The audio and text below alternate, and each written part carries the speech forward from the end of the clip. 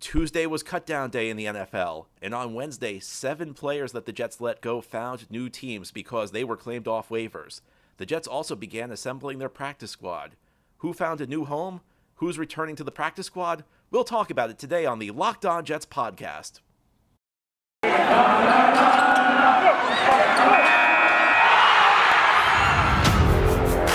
You are Locked On Jets, your daily New York Jets podcast.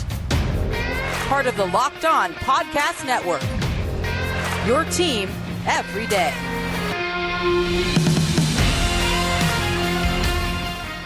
Welcome. This is the Locked On Jets podcast, part of the Locked On Podcast Network, your team every day. It's Thursday, September 1st, 2022, and I'm your host, John B. from GangrenNation.com. Thanking you for making this show your first listen or your first watch every day. We are free and we're available on all platforms. That includes YouTube. If you like what you see or hear, hit the subscribe button. You'll never miss an episode. If you're watching on YouTube, please give this episode a big thumbs up. Well, Tuesday was cutdown day in the NFL, and every team went from 80 players to 53 players. Every team let 27 players go, and that always means that the day after cutdown day is the heaviest waiver wire activity day of the year. Now, what's the waiver wire? It's something younger players are subject to if their team lets them go. The amount of NFL experience you have determines whether you're subject to the waiver wire, at least at this point of the season. There's a point in the season where everybody has to go through waivers. But at this point of the season, if you have more than 4 years of experience and your team cuts you, you're not subject to the waiver wire. You're just a free agent. You can go sign anywhere else.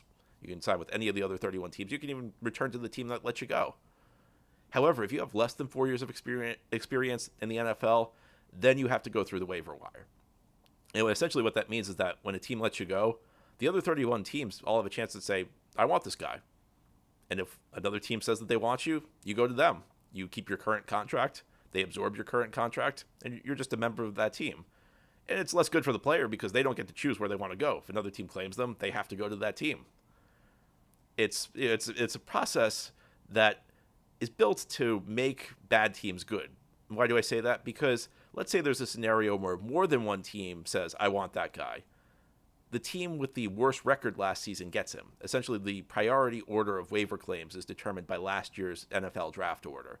So if 3 teams want somebody, the team with the highest pick in the NFL draft last spring gets him. And again, that's a mechanism to make bad teams better. But the Jets surprisingly had 7 players. There are not many waiver claims made.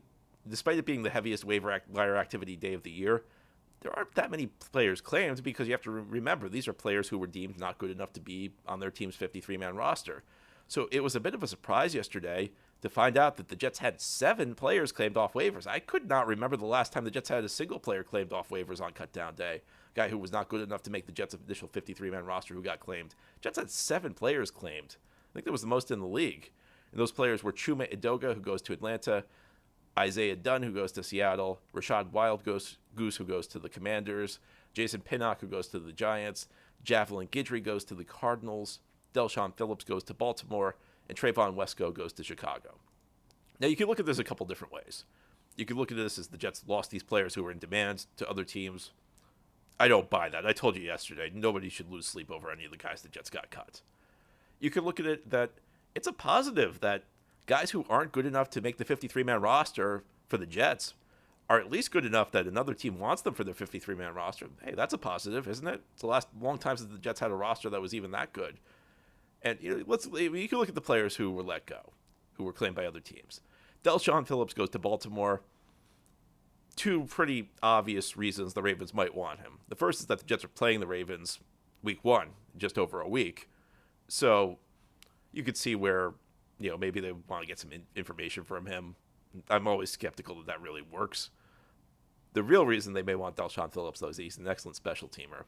And I was a fan of Del'Shawn Phillips last year. I was a little disappointed. I don't want to overstate it because, like I said, none of these guys was worth losing sleep over. I was a little disappointed that they lost Del'Shawn Phillips. You move on, though. Maybe there's a new special teams ace on this team. You get why Baltimore would want Del'Shawn Phillips.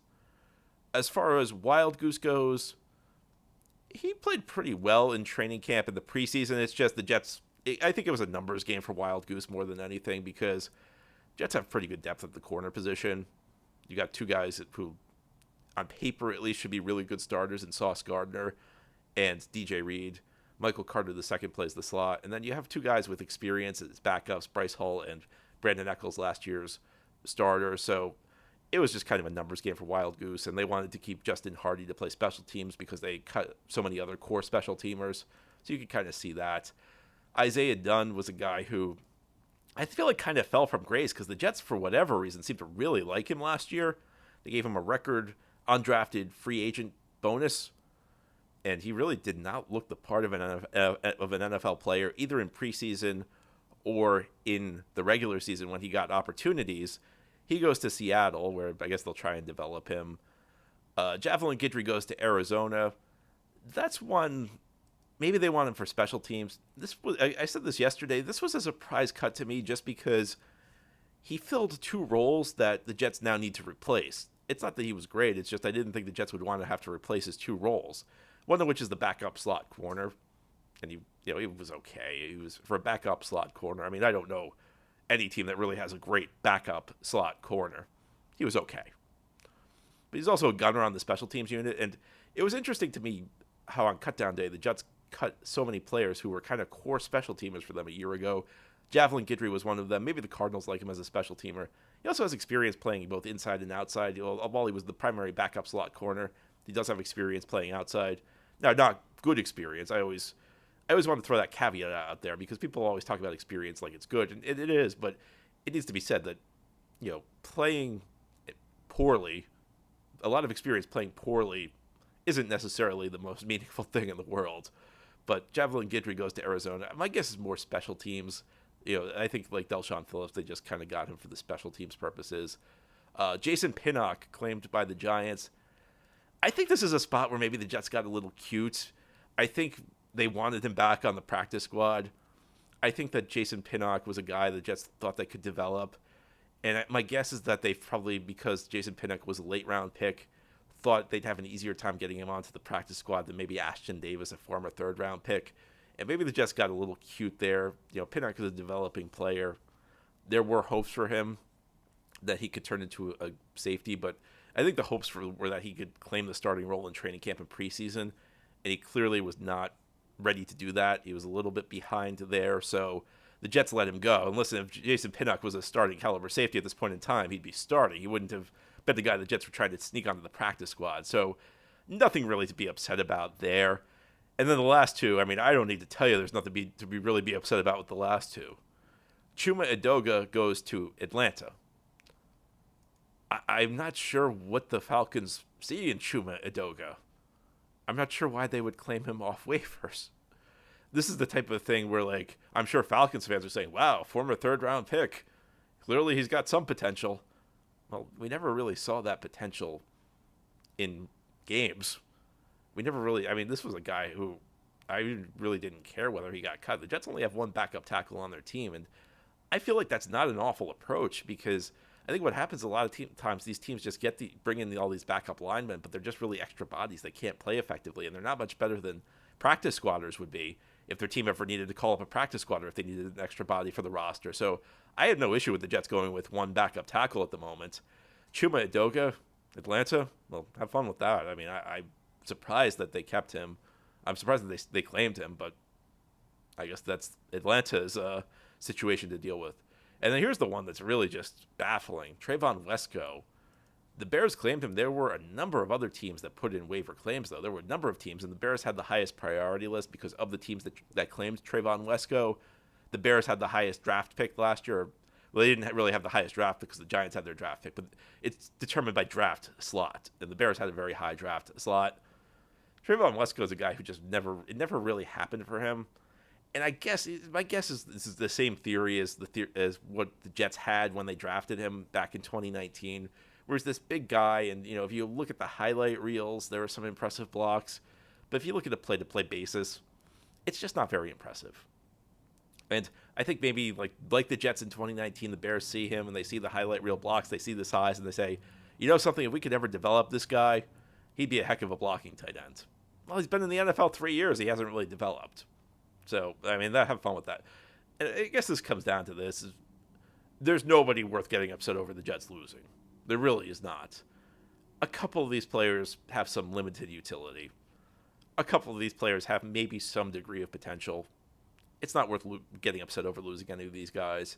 And ultimately, it's not like a game changer, but it's a positive that the rest of the league, across the other NFL, there were 7 slots found for players on 53-man rosters who were not good enough to make the Jets. That's got to be a positive, doesn't it? Doesn't mean the Jets are going to the Super Bowl this year, but it's probably an indication that, if nothing else, the talent level has at least improved to a certain extent. However, not every player the Jets cut was claimed off waivers. A number cleared waivers. A number were not claimed by anybody. And those players are eligible to return to the practice squad. And the Jets have already begun filling out their practice squad. And I'll tell you the players who made the cut as we continue on this Thursday episode of Locked On Jets. It's September 1st, and that means football season's right around the corner. You gotta love this time of year. And if you are into sports betting or you're into fantasy, you need a competitive edge to win. And that's why I highly recommend the Elias Game Plan app. Elias Game Plan is the only sports app from the most trusted name in sports stats. Elias Sports Bureau, they're the official statisticians of pro sports leagues, including the NFL. And their app lets you access team and player stats, head-to-head comparisons, and Elias insights from the Elias Sports Bureau's research team. The app is your one-stop source for player news and league-validated player stats and team records, expert game analysis for betting, building your fantasy team, and impressing friends. It's perfect for the preseason. You get player previews, so you help draft a winning fantasy team, and team previews, so you know what to expect once the regular season kicks off. And with new features like player injury analysis available all the time, you can take your game to the next level. NFL season is right around the corner, so don't wait. Download the Elias Game Plan app today. And right now I have a special offer when you subscribe. You can get a 14-day free trial off a monthly subscription plan, but only if you use promo code LOCKEDONNFL. It's one word with no space, LOCKEDONNFL. Find Elias Game Plan Sports Betting in the App Store or Play Store today and use promo code LOCKEDONNFL. Thank you again for making Locked On Jets your first listen every day, and make sure you check out the Ultimate Pro Football Preview. It began yesterday. It's an 8-episode extravaganza to help you get you ready for the NFL season. Local team experts like me and NFL insiders of the Locked On Podcast Network all combined into one Ultimate NFL Preview. Search for the Ultimate Football Preview 2022 on your Odyssey app, YouTube, or wherever you get your podcasts. And today on Locked On Jets, we're talking about what happened after cutdown day. We've talked about the players that were claimed off waivers who the Jets let go, but not every player was claimed by other teams. And once a player is said to clear waivers, and clearing waivers means nobody said, I want this guy, after you're waived, those players become free agents, and they're able to sign with any team, and they're able to sign on practice squads. And the Jets began filling out their practice squad yesterday. Now, what's a practice squad? Well, teams get up to 16 slots. They can sign up to 16 players for the practice squad. It's kind of what it sounds like. The players practice with the team. They're just not on the active roster. Now, there are some quirks in the rules. Through the years, there have been some new things that have come into play. So each week, teams can actually activate 2 practice squad players for games. And those players can stay on the practice squad, and after the game, they return to the practice squad.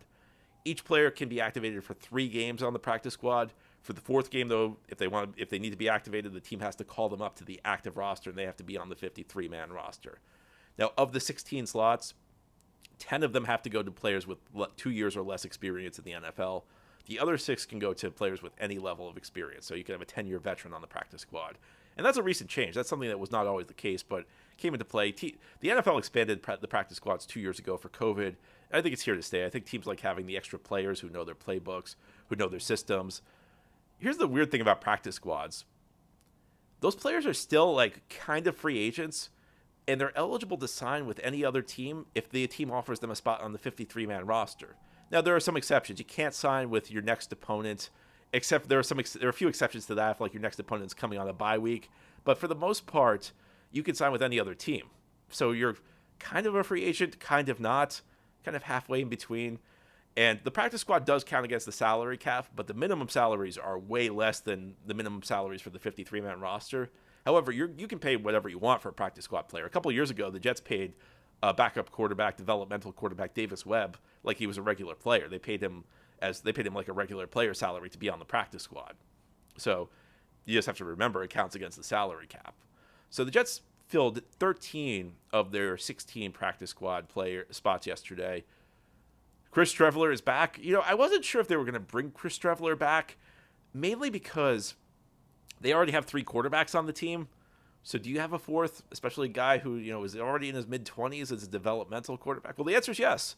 And listen, you can't doubt what Streveler did. I don't know how much it really means, but I think the Jets clearly have the best 4th-string quarterback in the league. Again, that's a very meaningless piece of information there, but the Jets do have the best 4th-string quarterback in the league in Chris Streveler, and he gets an opportunity to work with the team. And who knows, maybe they put together some sort of package of plays for Streveler, kind of a Taysom Hill type of package, use his running ability, and maybe if if we get to a point in the year where the offense is kind of struggling, the Jets can unveil that, or maybe they just try and develop him. Streveler clearly, if nothing else, deserves to be on the practice squad based on his performance. So all of you Streveler fanatics, you can rejoice because Chris Streveler remains a member of the Jets. Nobody claimed him. He's on the practice squad. Irvin Charles is back. He was a guy who actually impressed the Jets. He was an undrafted free agent signing. Reportedly had a good training camp.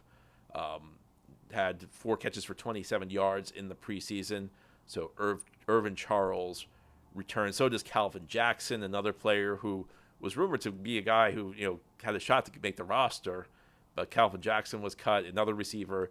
Also Tariq Black. He was a guy that I remember Tariq Black from last year. There was that Buffalo game where this guy's running around and nobody knows who he is because the Jets had so many injuries at receiver. Tariq Black returns to the Jets. So the Jets really focus on the wide receiver position as they build up their practice squad. Kenny Yeboah is back. Once Wesco was gone, I think it was pretty obvious Yeboah was coming back as the practice squad tight end. Yeboah was outplayed by Lawrence Cager. Lawrence Cager deserved the spot on the team. I think based on preseason play and based on what we heard, even going back to the offseason program, it sounded like Cager had really made some strides converting to the tight end position. So no surprise he made the team, and that made Yeboah expendable. But Yeboah cleared waivers again, so he'll be back on the practice squad, and he'll have a chance. I view this Cager-Yeboah thing as like a competition. Round 1 goes to Cager. Who's going to be the developmental, undrafted, free agent, athletic receiving tight end? At this point, it's Cager, but Yeboah stays in the game because he returns on the practice squad. Another guy the Jets bring back, a couple offensive linemen, Chris Glazer and Grant Hermans. I don't really have a lot of thoughts on these guys. I mean, these guys are the reason that the Jets feel comfortable keeping 8 offensive linemen at this point, because you ever got to a situation where you needed somebody, you have guys on the practice squad you can call up, and are these guys really worse than Chuma Edoga or Connor McDermott? I'm not saying they're better, but they're probably not worse than those guys, and they can always be, because of the rules, if you ever had somebody banged up on the offensive line, if somebody was playing hurt, you could call these guys up for a game or two just as insurance, just so you'd have those extra bodies. On the defensive line, there were 3 guys the Jets brought back on the practice squad: Bradley Anai, Jonathan Marshall, and Tanzel Smart. All 3 of them played well in the preseason. In fact, I think either Marshall or Smart should have made the team over Nathan Shepard. It's a small argument. It's really not worth getting upset over. And it's especially not worth getting upset over because these guys are all back on the practice squad. Anai was a guy, Anai had a lot of people liking him when he was drafted a couple of years ago, but it never really worked out in Dallas. He came to the Jets. I've said this recently. There were people who were very angry that the Jets cut him. I was not among those people because I just viewed it as Anai as a dime a dozen kind of guy. First of all, it was kind of a numbers game on the defensive line, especially defensive end, because the Jets did have a lot of players there who had value. They could not keep everybody. And the thing with Anai was that I feel like he was the guy. He's the type of player who went up against really bad opposition in the second half of preseason games and produced. And I guess you could say the same about Marshall and Smart, but I thought Marshall kind of popped off the screen when he was playing in preseason. Very athletic guy. And Smart played well too. So, listen, these guys are pretty good for the practice squad. I think that these are really solid practice squad level players. So, I don't know how much you expect from anybody coming off the practice squad, but to the extent you got guys on the practice squad, these guys are pretty good. Then a couple other guys, Hamza Nasruddin and DQ Thomas, the 2 linebackers the Jets brought back for their practice squad. Remember a year ago how high the Jets were on Nasruddin? I mean, they thought he was going to be an immediate starter for the team. injured a lot his rookie year, didn't play that well while out there. A guy, Brant Boyer, did use a lot on special teams last year. He also played 33 snaps on special teams in the preseason. So, and the other thing I'll say is last year, Del'Shawn Phillips began the season on the practice squad and played so well on special teams the first couple weeks that he earned a roster spot. So not out of the realm of possibility, Hamza Nasruddin could work his way back onto the team through special teams play. And then Will Parks, who's really a veteran, a guy who played well in preseason, but again, another veteran who looks great against, kind of shaky opposition. I'll say this. I mean, I think he's better than Ashton Davis. He probably should have made the team over Ashton Davis, but it feels like the Jets were just really overly concerned about Ashton Davis getting claimed off waivers, and maybe not overly concerned because they did have 7 players claimed off waivers. So maybe it was a legitimate concern, but Will Parks is back, and, he's a backup safety. Maybe he can do something for the Jets. Maybe he could, I don't know what the Jets are doing at the safety position, but Will Parks is back. And probably better depth than Ashton Davis, if nothing else. The Jets did not, however, make any claims off waivers. And as we close out this Thursday episode of Locked On Jets, we'll talk about maybe why they did not pursue players cut by other teams. It's a holiday weekend coming up. Are you one of those people who thinks it's okay to drive stoned? You think, what's the worst that can happen? Maybe you end up driving below the speed limit. You think it's no big deal, right? Well, you're wrong. The truth is your reaction times slow way down when you're high. You not only put yourself in danger, you put everyone around you in danger. That's a buzzkill. Stop kidding yourself. It's not okay to drive high. If you've been using marijuana in any form, do not get behind the wheel. Please, please, please don't drive high. If you feel different, you drive different. Drive high, you'll get a DUI. This is the Locked On Jets podcast here on this Thursday. We're talking about what happened after cutdown day. The Jets lost 7 players off waivers. They began putting together their practice squad. 13 of the 16 spots are now officially filled. The Jets, however, did not claim anybody off waivers, which was kind of interesting. I thought that there were certain positions where maybe you'd see the Jets make some waiver moves. And the most notable of them was the safety position, because it's a big question mark for this team. You look at this roster, you've got LaMarcus Joyner, he's shaky. Jordan Whitehead's going to be a starter. But beyond that, I mean, you don't really have a lot at the safety position. I mean, you got Ashton Davis still around, Tony Adams, an undrafted rookie. It's a big question mark. But you know what's amazing to me, though, is looking at the roster. There aren't a lot of areas where I say, something, there's an obvious spot outside of safety. Now, safety is a spot where maybe the Jets should have made a move, but outside of that, I don't see a lot of the spots where I'd say there's got to be some team where the 54th best player is better than the Jets' 53rd best player, because this position's so weak. And again, go back to what I said earlier. Is it particularly meaningful that the Jets had 7 players claimed off waivers? Does it mean the Jets had the best roster in the league? No. But this was something that wasn't happening a few years ago. So it's at least a sign that there's progress. Now, we'll find out as the season moves up forward how much progress there is, because the Jets were starting from such a low point. The Jets are still climbing out of the Adam Gase, Mike McCagnon era. You can't get much lower than the Jets were at that point. So you can make progress and still not be very good. But it's clear that the Jets, at least in some sense, are moving in the right direction. Now, you'd like to see a lot of progress this year. If the Jets don't get to 7 wins this year, then I don't think it's enough progress. But at least there's good news. At least there's signs that their Jets, these aren't great players, but the 54th best player on the Jets apparently is better than the 53rd best player on a lot of other teams. And, even if the Jets don't have a winning record this year, I feel like this is a sign that they're probably not going to be at the very bottom of the league. Again, this should not be a team that has a top 5 draft pick, because it's clear that the talent level is better. It's clear that the depth level is better. Now, the Jets have a lot of core players who are very young, who are still developing. So it's important to keep that in perspective. It's important to keep your expectations in check. But at least there's some positive news. At least there's a sign, because there have been years where the Jets really didn't do much on the waiver wire, and I've thought, well, why? They have all these positions that are so weak. This year, they probably should have made a move. There were a couple of guys who maybe were kind of interesting at safety, but that's just one position. At least at every other spot, there's a pathway to credibility. Now, listen, there are always going to be guys who disappoint. There are always going to be positions that look solid on paper that end up disappointing. There are always spots where you suffer injuries and you're not as good as you thought you'd be. But at least on paper right now, for the first time in a long time, it feels like the Jets have a pretty solid roster, pretty decent depth. And I think it's reflected in what we saw yesterday. I think that's maybe an indication. Again, I don't know how much, but it's an indication at least that things are probably moving in the right direction. Anyway, that's all for today's episode. This has been the Locked On Jets podcast, part of the Locked On Podcast Network, your team every day. If you enjoy this show, give it a 5-star review if you're listening on a podcast source, and please give it a thumbs up if you're watching on YouTube. And please subscribe if you enjoy the show wherever you're listening or watching. You'll receive notifications as new episodes are posted. You'll never miss an episode. Have a great Thursday, everybody. We'll be back tomorrow. Tomorrow we will do our Friday mailbag.